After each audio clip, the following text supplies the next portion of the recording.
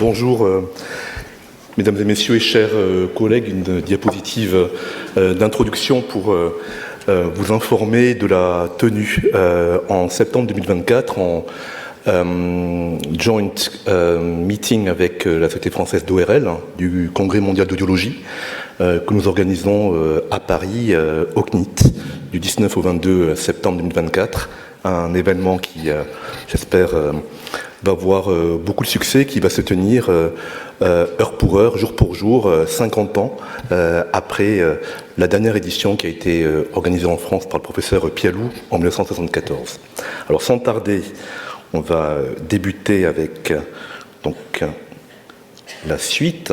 Et François Dejean, président de la SFA, et moi-même, on va vous parler des recommandations de nos sociétés savantes, la SFA et la SFORL, pour l'appareillage audioprothétique fondé sur la preuve.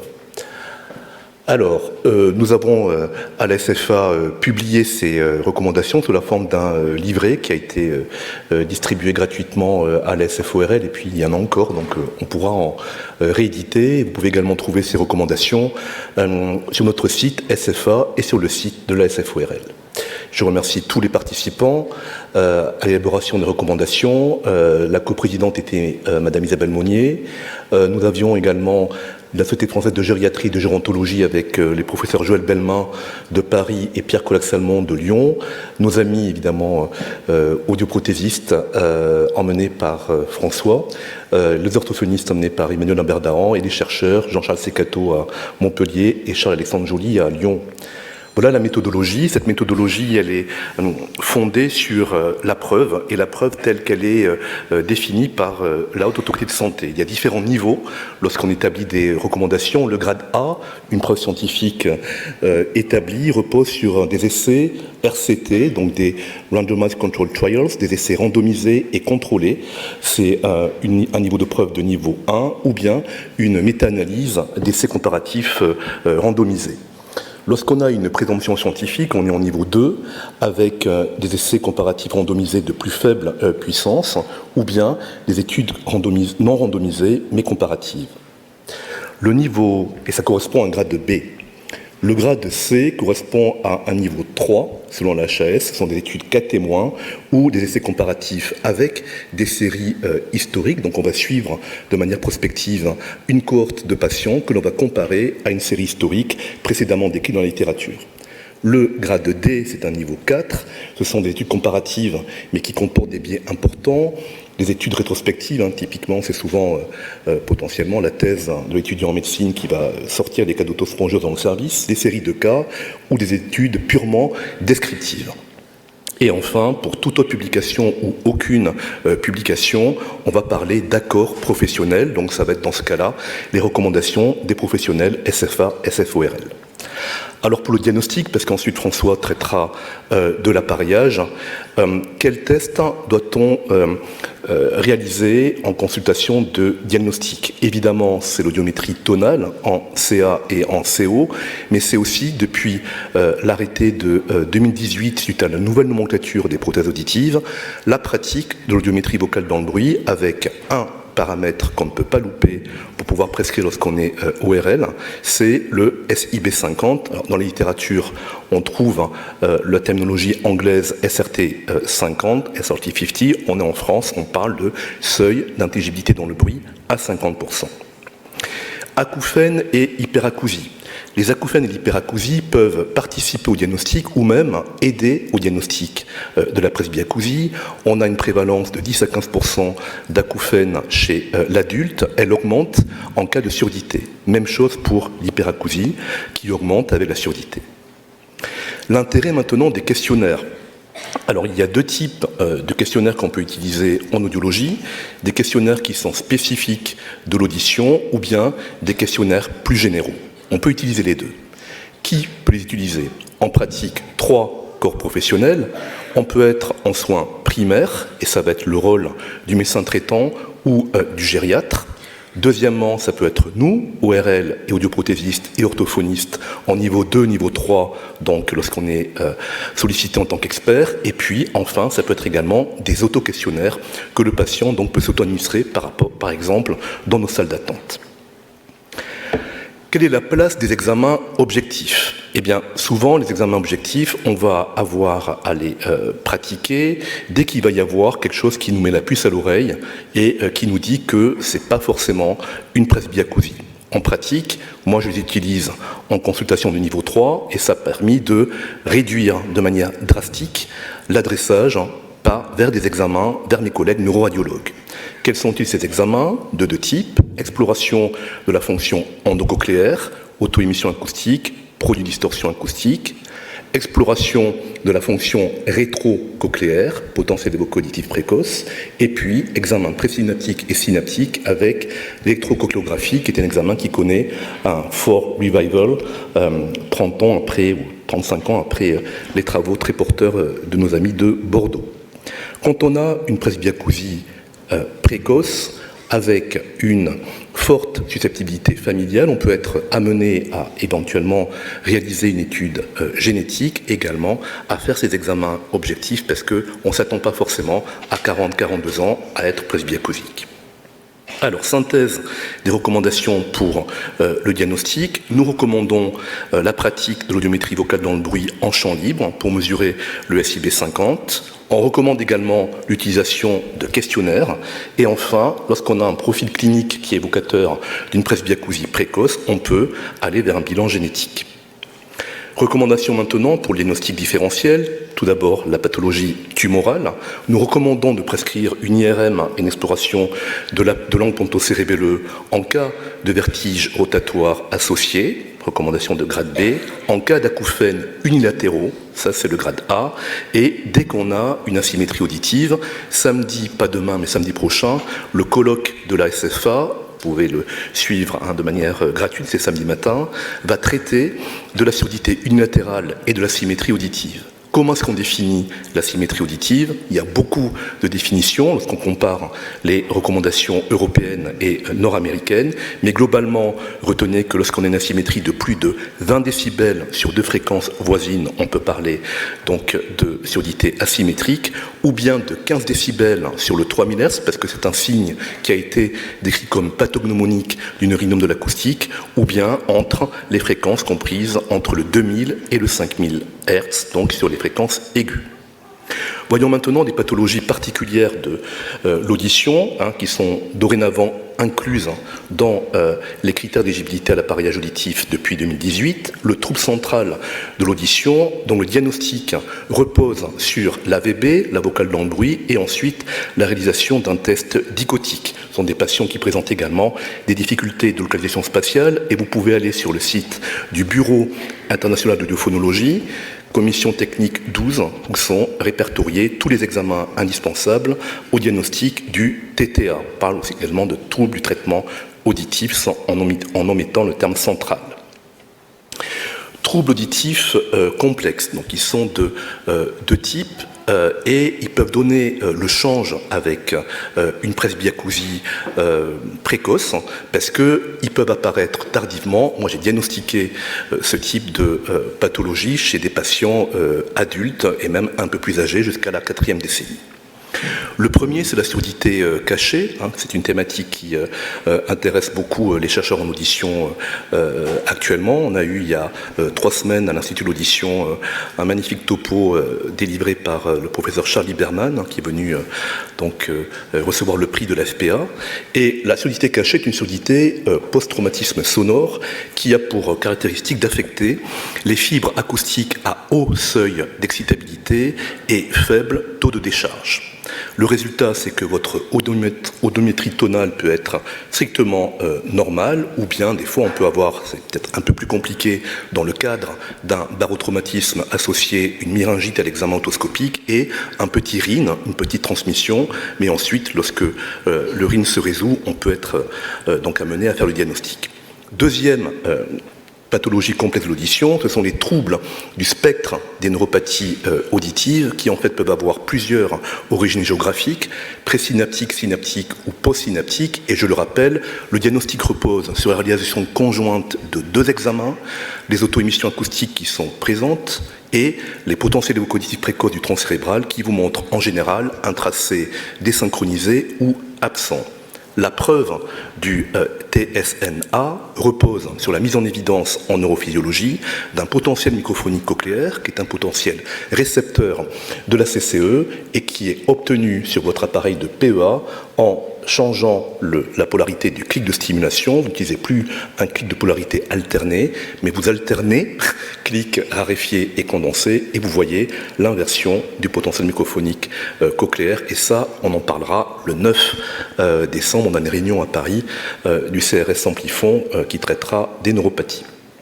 Synthèse des recommandations donc pour le diagnostic différentiel. Il faut savoir aller chercher réaliser une audiométrie haute fréquence pour rechercher un traumatisme sonore qui serait passé inaperçu à l'audiogramme tonal habituel, réaliser une AVB et une écho-G pour éliminer une surdité cachée.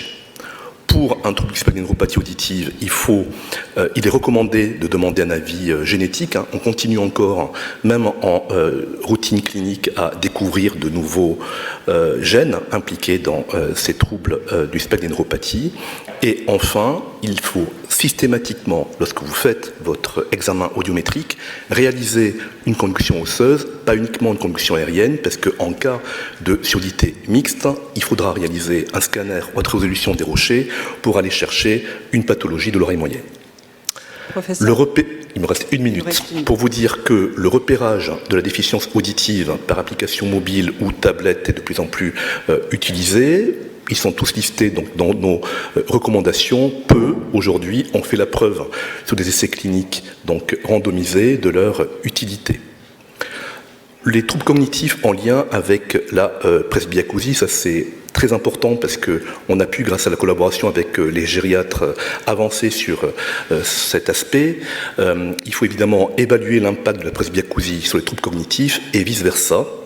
Et là, vous avez sur ce tableau l'ensemble des tests que nous recommandons. En fait, il y a 3 types de tests, ceux qui peuvent être délivrés administrés en moins de 5 minutes, donc c'est le codex, en particulier en France. Ceux qui durent 5 minutes, c'est le cadran de l'horloge. On demande aux patients, en fonction de l'heure qu'il est, de dessiner une horloge avec l'heure. Et puis, on a le MoCA et d'autres tests qui durent plus de 5 minutes et qu'on utilise de plus en plus. Pour le suivi médical, il est recommandé de le faire au moins annuellement, en associant un contrôle otoscopique et une audiométrie dans le silence et dans le bruit. Et il faudra adresser le patient vers un centre de référence dès que les caractéristiques audiométriques du patient s'éloignent de la presbyacousie. Voilà, c'est à François de continuer.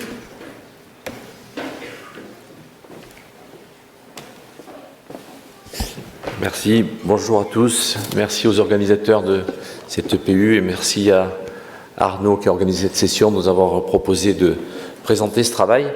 Donc je vais continuer sur la partie prise en charge prothétique.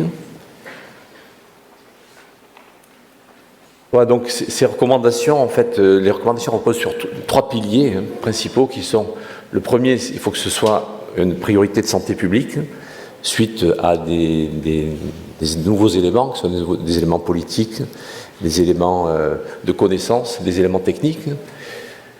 Ensuite, avec un besoin d'associer efficacité et efficience pour que la pertinence du soin. Et puis, bien sûr, comme l'a dit le professeur Taïwan, ces recommandations reposent sur l'evidence-based medicine, donc sur des preuves scientifiques. Donc ici, vous avez l'ensemble des thématiques qui ont été traitées. Donc vous voyez les facettes qui sont prises en compte dans la prise en charge de la presbyacousie, qui sont nombreuses aujourd'hui. Et donc la partie 11 est celle qui a été donc traitée pour l'audioprothèse. Et c'est, à ma connaissance, une première en France d'avoir des recommandations franco-françaises pour la pratique de l'appareillage auditif chez le sujet âgé. Et donc je remercie les organisateurs, en tout cas ceux qui ont, notamment Isabelle Monnier, qui nous ont impliqués dans ce travail. Voilà le groupe de travail, donc des têtes connues ici au collège, des piliers du collège également, donc qui ont participé, je les remercie. Aussi le rôle central de Mélanie Harichaud qui a donc corrigé, coordonné, synthétisé ce travail de recommandation. Le parcours de soins classique d'un appareillage auditif, de l'adulte, que vous connaissez, et dessous le plan de travail, donc avec les différents items que nous avons souhaité aborder, et sur chaque item il y a eu une recherche donc scientifique pour éventuellement modifier, améliorer, faire évoluer les pratiques cliniques. Et pour ce travail, nous avons eu une approche non pas trop technique, donc on n'est pas allé chercher quelle était la taille du coupleur, la profondeur de la sonde in vivo, on n'est pas allé chercher ce genre d'informations, mais plutôt on a eu une approche pluridisciplinaire pour que ces recommandations soient aussi comprises par l'ensemble des acteurs de l'audiologie, que ce soit des médecins, orthophonistes, gériatres, etc. Donc on ne va pas tout balayer aujourd'hui, je vous propose de voir 4 points pour avoir un aperçu du travail qui a été fait. Le premier point, c'est le bilan d'orientation prothétique. Effectivement, c'est un moment très important parce qu'on va conduire des mesures, un interrogatoire, réunir des éléments pour évaluer les possibilités d'appareillage, les risques de succès et d'échec. Et donc il y a 2 points sur lesquels on pense qu'il faut insister, c'est la mesure des limitations d'activité du handicap et les contraintes non auditives. Donc je vais vous montrer le travail qui a été fait. Ça, c'est la grille de littérature qui a évalué, ce sont des études qui ont évalué l'importance de certains facteurs pour la réussite de l'appareillage auditif. Donc on a trouvé une série de travaux avec pas mal de revues systématiques de vues de littérature.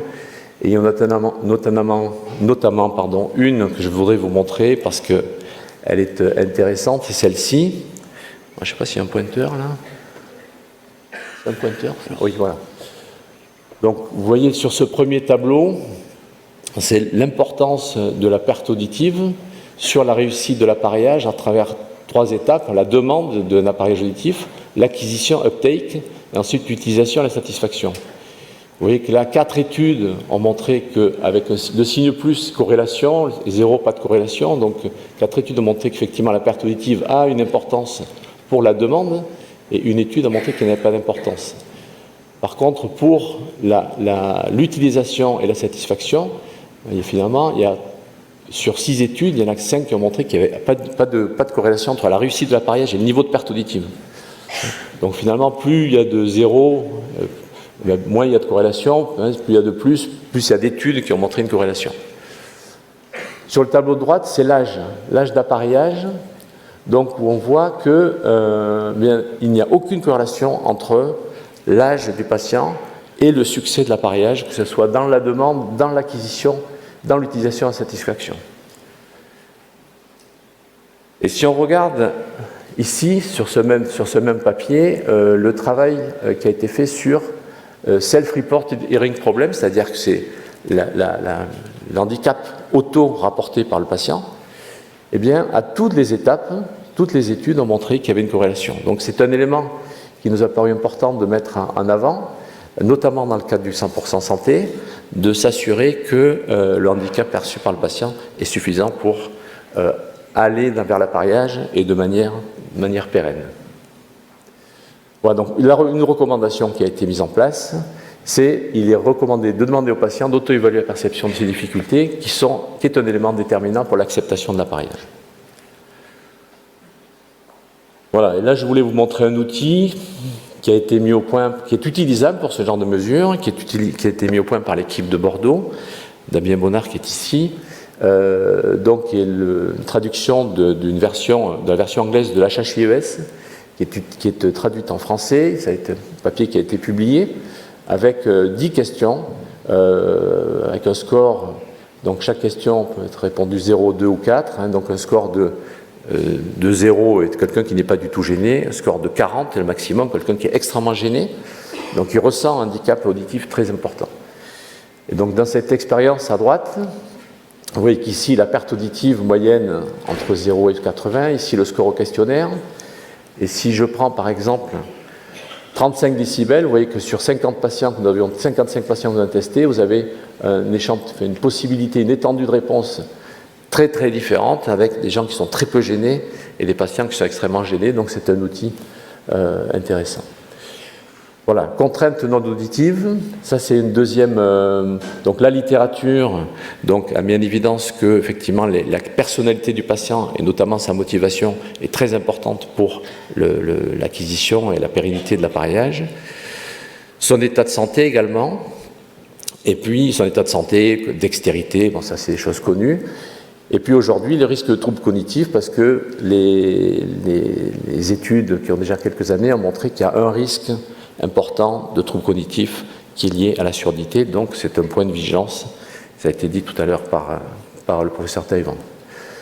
Donc recommandation, il faut avoir une approche holistique du patient, intégrant l'état cognitif du patient pour proposer un appareillage adapté.